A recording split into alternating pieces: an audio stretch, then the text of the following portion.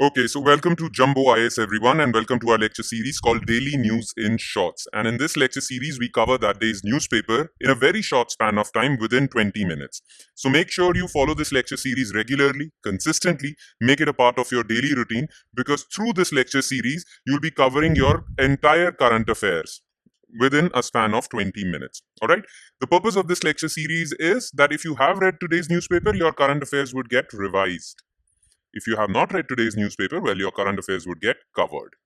And I shouldn't be saying this, but I need not say this, but current affairs are very important for your examination. In fact, UPSC examination is all about current affairs. Okay. So, with that out of the way, let's start with our topic. Let's start with our newspaper discussion. Today, we are going to discuss July 9, 2024's newspaper and what were the important news items in today's newspaper. What are our topics of the day? So today we are going to be covering 5 topics. Number 1 is PM Modi's Russia visit. Prime Minister Narendra Modi is in Russia. This is his first bilateral state visit after the election. So in his third term, this is his first bilateral state visit. So we'll cover this. Then recently World Bank has announced that Russia has now become a high income country. Before this, Russia was a middle income country. Okay, high middle income, yeah, middle high income country. But after today, World Bank has announced that Russia has entered the classification or category of high income country. So, what is this World Bank categorization all about? Why did Russia achieve this, or how did Russia achieve this? We'll talk about that. Then, Caribbean islands recently suffered from Hurricane Beryl. In fact, our men's T20 World Cup team, after winning the finals, got stuck at the airport because of this hurricane. All right, so we'll talk about this Hurricane Beryl and why climate change is actually aggravating the frequency and the scale of these hurricanes. Then recently, RBI released India Clems Database. So, what is this Clems Database? We'll talk about that. And Department for Promotion of Industry and Internal Trade has recently announced that they are inviting third round of applications for PLI scheme for white goods. Now, what is PLI scheme? What are white goods? And why did DPIIT announce this invitation? So we'll talk about that. Okay. So first of all, let's start with topic number 1, and that is PM Modi's Russia visit. Now, look, not much has been discussed in this visit. This visit is still going on. Basically, Prime Minister Narendra Modi has visited Russia because of the 22nd annual India-Russia summit. So India and Russia have this practice of conducting a summit every year where the two countries or the leaders of the two countries meet and talk. So this time, annual India-Russia summit is happening in Russia, and Prime Minister Narendra Modi went there. Now, this is Prime Minister Narendra Modi's first bilateral state visit. Bilateral state visit of his third term. So this is his first bilateral state visit of his third term. Now, generally, there has been a practice among Indian prime ministers for quite some time now, many years now, that their first bilateral state visit is always in India's neighborhood. Okay. So any neighboring country. So prime ministers generally choose Bangladesh, Sri Lanka, or anything, any of India's neighbors. Well, this practice has been going on that Prime Minister's first bilateral state visit will be in India's neighborhood. But this time, Prime Minister Narendra Modi chose Russia, which actually underlines the importance of strategic partnership between the two countries. All right, that means India values Russia a lot. Okay, so Prime Minister Narendra Modi has chosen Russia for his bilateral state visit after the elections. The two countries will hold talks at the 22nd annual India-Russia summit. Delhi has the government of India has actually announced its purpose of the visit. So, message from New Delhi is, and this is quote unquote from Ministry of External Affairs, that our purpose of visiting Russia is to play a supportive role for peaceful and stable region, so that there is peace in the region. Right now, Russia-Ukraine war is still going on, so India wants to play a constructive role in bringing peace to this region. Plus, India wants to deepen its special and privileged strategic partnership in futuristic areas of cooperation. So, India wants to cooperate with Russia in various things. India values its strategic partnership, special and privileged strategic partnership with Russia. Plus, India wants to find new areas of cooperation. So, this has been the announced purpose of India. Now, what would be the focus areas for this visit? What would the two nations focus on as far as their bilateral relationship is concerned. So first and foremost would be economic agenda. Look, back in 2018-19, both countries wanted that India's trade with Russia or bilateral trade between the two should reach $35 billion. Okay, by 2025. They set this target. But in financial year 2023-24, it actually reached 65 billion. Okay, so both countries have actually outdone their set target also. They had set the target of 35 billion, but they have actually achieved 65 billion even before 2025. So that's good news. Plus, they would want to cooperate further on bilateral trade between the two countries. Now, what are the areas of cooperation as far as trade is concerned? Okay, traditionally between the two countries, trade revolves around these sectors: energy, and by energy, I mean oil and gas. In fact, as far as oil and gas is concerned, during the Russia-Ukraine war, Western countries actually tried to persuade India to stop buying Russian oil. But India did not budge from its position. India continued to buy Russian oil, in fact, increased its import of Russian oil. Plus, India imports a lot of defense equipment. Okay, so as far as energy and defense trade is concerned, Russia is India's prime partner. Okay, so India wants to further deepen energy and defense partnership. Plus, there is this issue between the two countries which both countries don't like. Actually, during Russia-Ukraine war, various people from Russia misguided or actually fooled Indian youth to come to Russia and fight the war on Russia's behalf. So there are various misguided youth from India who are fighting alongside Russian soldiers with Ukraine. So India wants to resolve that issue. India wants that Russia should identify these people and return them back to India because their parents are worried. Okay, so this is one big thorn in the relationship. Rest everything is great between the two countries. In fact, there is a strategic reason as to why India chose Russia. Because you see, China and Russia are getting closer. Okay? And China is, for the lack of a better word, China is India's enemy. So India wants to ensure that this closeness between China and Russia does not affect the closeness between Russia and India. Because India and China don't see eye to eye. All right? That's it. Okay. Let's move on to second topic. Russia becomes a high-income country. Now, what was in the news? The World Bank has recently upgraded Russia from an upper middle-income country to a high-income country, a status Russia held till 2014. So before 2014, Russia was called a high-income country, but in 2014, it lost that status and was downgraded to upper middle-income country. Actually, World Bank comes out with a ranking or categorization of countries based on their income levels. Okay, on the basis of that, countries are either high-income countries.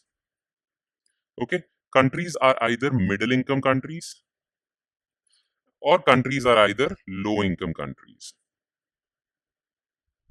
Okay. Now, middle income countries are further subdivided into two parts: upper middle income countries, lower middle income countries. Okay. So, World Bank does this classification based on the per capita income levels of the countries.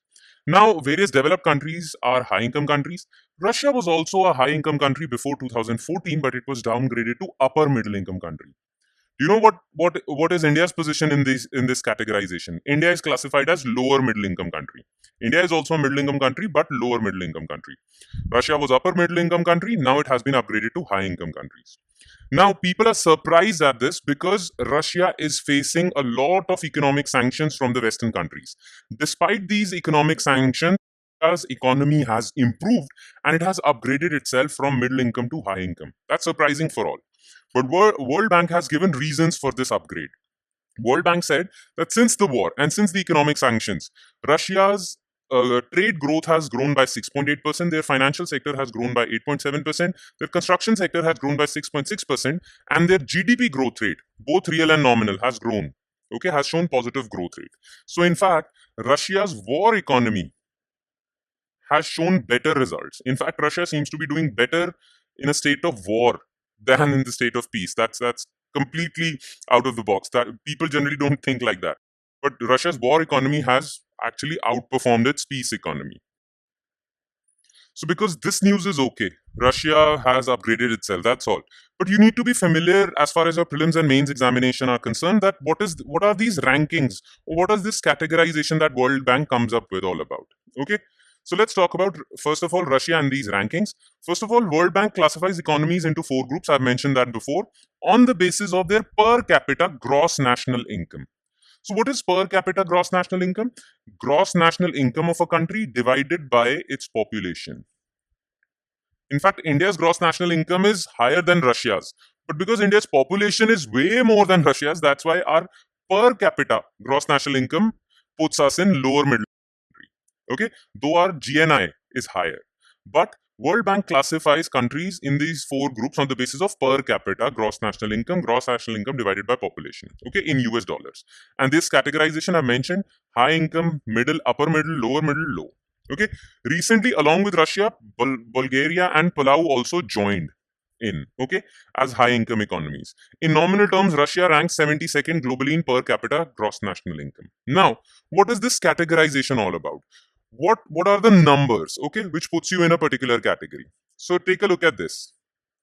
Now, look, this is the old classification. So we need not be concerned with this. This is the new classification. So to qualify as a high income country, your per capita national income should be greater than $14,005.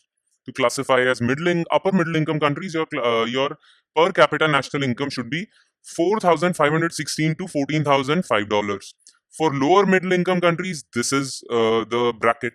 And if your per capita national income is not even $1,145, well, you are classified as lower income country. Okay, India lies in this bracket. Okay, now here's the screenshot from the website of World Bank. They have actually released a geographical map showing which countries are upper income, high income, low income. Okay, this map is of 2024-25. So all the countries in blue are high income. Upper middle income countries are orange. This pink are lower middle income country. You can see India over here. Okay, low income countries are red, and you can see most of these countries are in Africa, and there is this one country in Asia called Afghanistan. Okay, there are a few stats also. You should go through them. I will share the notes of this lecture today on my Telegram channel, and the link for that Telegram channel would be available in the pinned comment section. Okay, so don't worry about this. So read this, go through this graphic. Now let's move on to our next news item, which is Hurricane Beryl. Okay, now hurricanes are tropical cyclones. Okay, tropical cyclones are called hurricanes in Atlantic Ocean. They are called typhoons in Pacific Ocean. They are called willy willies in Australia. Okay, but they are one and the same thing. There are different names for these storms in different areas. Okay, in India or Indian Ocean, these are called tropical cyclones, but they are one and the same thing. Okay, now Hurricane Beryl recently impacted Caribbean islands. And this storm was a category 5 storm. That means the most powerful tropical cyclone storm, or the most powerful category of hurricane. It was very powerful and it devastated the Caribbean islands. It, in fact, killed 11 people and damaged public property. Now, whenever a particular tropical cyclone or a hurricane finishes, or I mean to say that it moves from the ocean to the land, okay, as soon as this cyclone reaches the land, a particular a big mass of land, this the power of this cyclone actually declines. That situation is known as a landfall. So when a hurricane dies, it's known as a landfall. So it made its landfall in Texas, United States, but before making this landfall, it actually destroyed Caribbean islands. Okay, now let me show you with the help of a diagram what tropical cyclones or hurricanes are. So you can see this is the schematic diagram that generally these hurricanes, what happens is there is a very low pressure area in the middle of the ocean. Warm air rises, okay, and when it reaches a particular height, they form clouds and they spread out. Okay, these clouds actually bring rain, thunderstorms, and because the warm air is rising, cooler air comes from this direction. And as soon as it reaches this direction, because of the low pressure, it again rises up, and this goes on and on and on.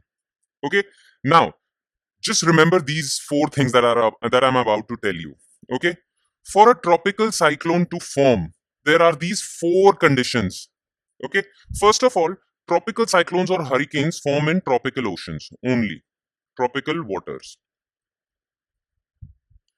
And tropical oceans would lie between 5 degree to 30 degree north or south of the equator, on both sides of the equator. Okay, these are the tropical waters. Now, what are the four conditions? First of all, large sea surface area.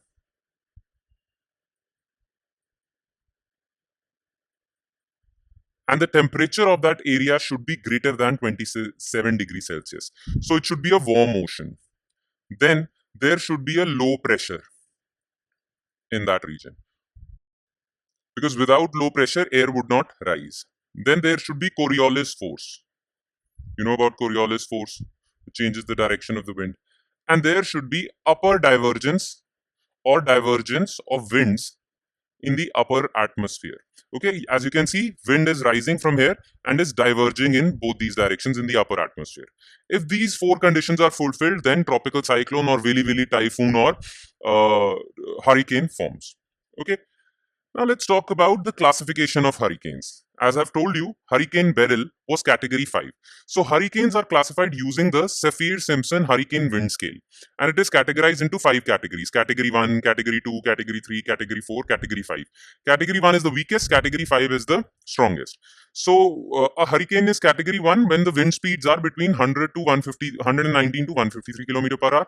Category 5 when the speeds are very high, 252 km per hour or higher. Hurricane Beryl was category 5.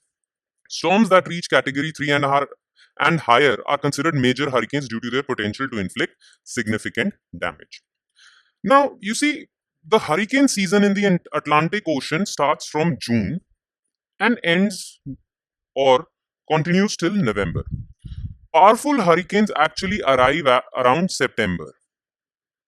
But this time, Hurricane Beryl arrived very early in July, and it was again a very powerful hurricane. Now, this is an anomaly. Why did this happen? Why such a powerful hurricane arrive in July, in the month of July? Well, the reason is global warming. As I've told you that sea surface temperature should be greater than 27 degrees Celsius. Okay. Now, hurricane season in Atlantic begins in June and lasts till November. Generally, the first major hurricanes do not form until September. This is because till that time, ocean is not warm enough. Okay. But this time, ocean was warm enough. And the reason for that is global warming. Scientists see unusually warmer oceans as the primary reason behind Beryl turning into a powerful storm early this season. And that's all because of global warming or climate change. All right? So that's about it. Now let's move on to next news item, which is India Clems data. Now, it's a very brief news item. Just it won't take more than 2 minutes. So just hear me out. Employment in the country increased by 4.67 crore to 64.33 crore in 2023-24. In the previous year, it was 59.67. So 59.67 people were employed. Now 64.33 people are employed. And this came out of the database from RBI. What is that database called? It is called Measuring Productivity at Industry Level, India Clems Database. Now, Clems actually stands for Clems. This is RBI's database. K stands for capital, L stands for labor, E stands for energy, M stands for material that is used in factories, S stands for services. Okay, so data regarding these 5 things are released by RBI's Clems database. Now, the labor component actually gives you information about employment. Though this database also gives information about other 4 things also. But this labor information was significant for the people at Hindu and Indian Express who released this news. Okay. The country's employment rate grew by 6% this fiscal. Now let's talk a bit more about Clems database. Okay, so it gives a detailed data on the inputs used in the production process and output generated by an economy. So what are the inputs used in a production process? Land is used, labor is used, capital is used, right? So Clems database K and L gives you information about the input. Okay, materials, input materials are also used. These are also inputs. Energy, electricity is also used in a factory. These are also inputs, and services also. Okay. Now this database covers this. These are the facts that you need to cram. They can be asked in prelims examinations. So just cram these. Okay. Rote learning is important over here. So this Clems database actually covers 27 industries. It also provides broad sectoral level data, agriculture, manufacturing, and services. Okay, and it gives you data about capital, labor, energy, material, services. Okay, all of these 5 things are inputs. All right, now let's move on to our last news item, which is PLI scheme for white goods. Now, first of all, before delving into this news article, first of all, what are white goods? You can see in this picture over here. White goods are consumer electronic appliances which are used by consumers. These are electronic appliances like washing machine, fridge, AC. All these are called white goods. Now, India wants that production of white goods in India should increase. India should not be import dependent for white goods. India should produce its own white goods. Okay, so for that, India has launched PLI scheme. Now, PLI scheme, actually the full form is, I've mentioned that before also, Production Linked Incentive Scheme. Under this scheme, if a particular producer opts for this scheme, then he or she shall be, or that particular company shall be compensated financially for producing more goods. So government of India would pay these companies for producing more and more goods. Okay. Now government has opened application window for applying for PLI scheme for white goods. This would be third round of application scheme. And what are the features of this application scheme?